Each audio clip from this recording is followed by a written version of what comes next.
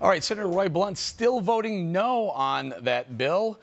He joins me now. Senator, as it stands, you're going to vote no on the full $447 billion package. However, if pieces were brought out, first of all, can you explain to us how pieces get brought out? Who decides which pieces get pulled? Well, I guess in the Senate it's going to be the majority leader that decides what pieces come out, if they come out. I think this has always been more about 2012 campaigning than 2011 legislating. The president's not here talking to members of Congress, the House or the Senate, about what it would take to get this done. He's out with a slogan that he knows can't possibly happen. This bill is not going to pass. It is stimulus warmed over. Half the serving that we had before, and the serving we had before didn't do the job. So I think all the effort today is just to see how many Democrats they can hold on to in the Senate, not talking about how they get any Republicans or anywhere close to the 60 votes it would take for this bill to move forward. This is all a political charade, and I think everybody in Washington knows that. Senator, I mentioned it a little bit earlier, but David Axelrod said this isn't going to be a smorgasbord. You can't pick and choose what you want out of the bill. Meanwhile, it feels like it's changed quite a bit. Senator Schumer, like I mentioned, says it may end up being smorgasbord. But what about that? Is the White House sending mixed messages? Well, I think it's a smorgasbord that not many people are going to want to take a helping off of or a serving out of.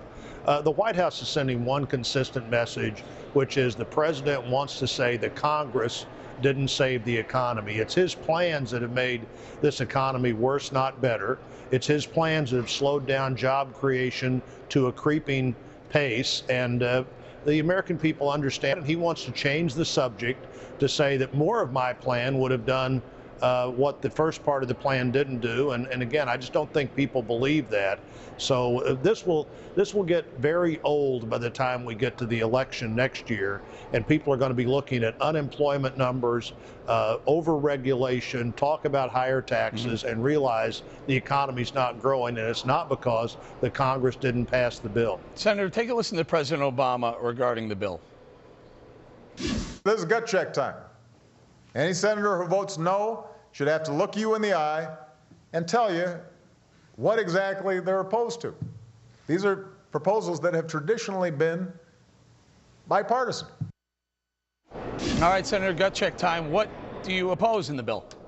I'm opposed to Stimulus 2, which is what this bill is all about. And the president's idea that sometime in the last 30 years, a Republican or two might have been for pieces of this, just doesn't pass the straight face test. He can be out there campaigning all he wants to, but if he wants to pass the bill, he'd be right here talking to members of the House and Senate about what it would take to get this bill passed. All right, Senator, and I don't want to put words in your mouth, but I'm guessing it's not so much the programs you're concerned with, it's the pay-fors. Well, it's the programs as well. I just think this didn't work before. There's no reason it would work now. It's $450 billion of the just like the $800 billion that we now owe somebody that we didn't owe anybody in the world 3 years ago. And the American people are going to be paying for that for 30 years. It's a program that won't work. The pay-fors are only a small part of the fallacy of this plan.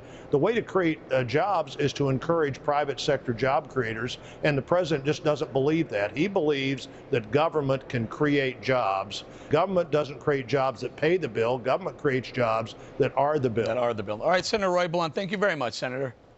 Thank you.